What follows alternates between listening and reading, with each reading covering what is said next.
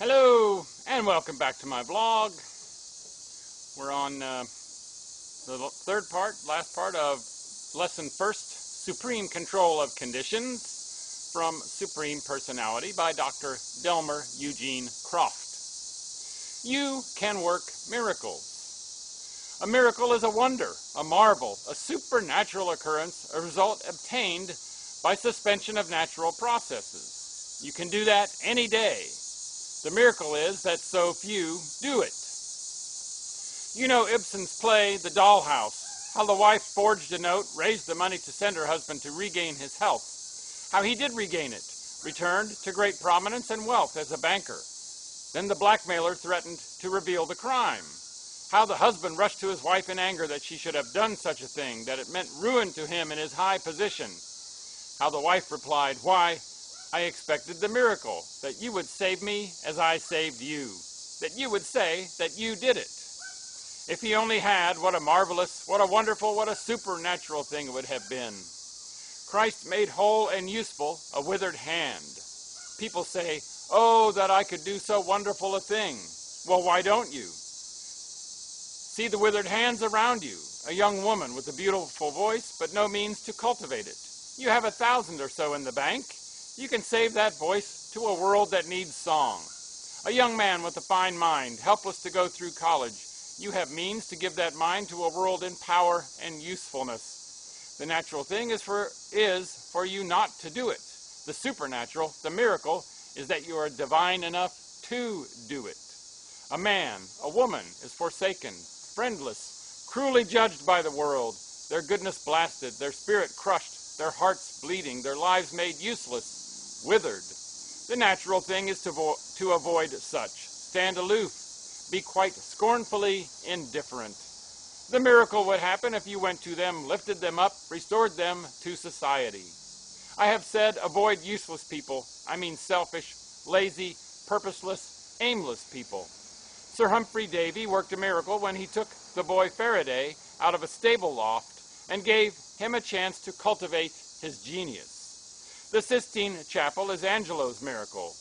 When the band on the deck of the Titanic, under the pale light of the morning stars, played "Nearer, My God, to Thee," to give hope and strength to men and women struggling to be saved, each player, as the voice of his melody was forever hushed behind the shining emerald gates in the crystal tomb of the sea, went down crowned with the glory of a selfless miracle. The natural thing would have been for them to have frantically fought to save themselves. What superb opportunities to work miracles have passed you? What magnificent possibilities are still right before you? The cripple is always at your gate, beautiful. Are you divine enough, wonderful enough, marvelous enough, supernatural enough to say, "Such as I have, give I unto thee"? Do it quickly. Do it, and you shall know daily the joy of hearing the Father say, "This is my Son, in whom I am well pleased." If there is any one person on this earth to whom I take off my hat and wait until they safely pass, it is a school teacher. The most obscure teacher back in the country hills, unknown, unthought of, unpraised, but with loving patience, unfolding the secrets of knowledge to little frowsy-headed boys and girls, can look into her mirror at evening and behold the face of an angel. Flowers cast their wealth upon the vacant air, and rich fathers oft cast their wealth upon the vacant air.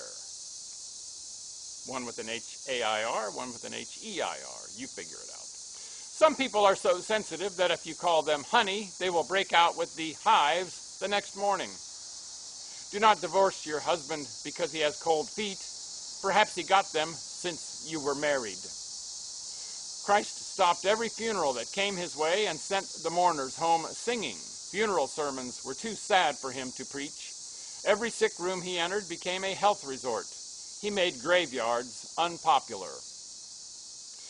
Many a lonely bachelor looking back over the stretch of years recalls the charming moonlight nights when the cool summer air was perfumed with old-fashioned flowers and he looked into the loving eyes of his sweetheart, recalls how the crimson glow of youth flushed her velvet cheeks as he took her warm hand in his, recalls sadly that if he had only given that hand a square deal, played it in the game of life, he would have had a full house now. Would you like to become young? Then tap new reservoirs of youthful thoughts. Irrigate your alkali desert from the fountains of youth. Become youthfully active in some new field of work. Vanderbilt added $100 million to his fortune after he was 80. Wordsworth earned the laureateship at 73. Theirs established the French Revolution.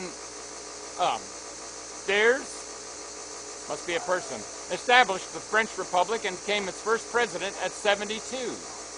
I hadn't heard that name. Verdi wrote Falstaff at 80. Sir Walter Scott was $600,000 in debt when he was 55, but through his own efforts he paid all and made himself a lasting name. Book knowledge is not all. A wealthy, fond father, fearing his son would be contaminated by college life, had him educated at home. When he was 21, he took him to ride through the streets of the city. They passed a female seminary just as the doors opened and a crowd of young women came out. The dear boy grabbed his father's arm and cried, "What are those?" His father replied, "They are only goslings." Later in the day, the fond father said, "My son, you have obeyed me, have faithfully completed your education. Now I am ready to spend $50,000 to give you the highest ambition of your life." The boy looked up in glad wonder and said, "Oh, Dad, give me a gosling." And I hope you could hear the last part, since the heat pump kicked on. And during the whole thing, all the cicadas were making their loud noise. Make it a great day, and bye for now.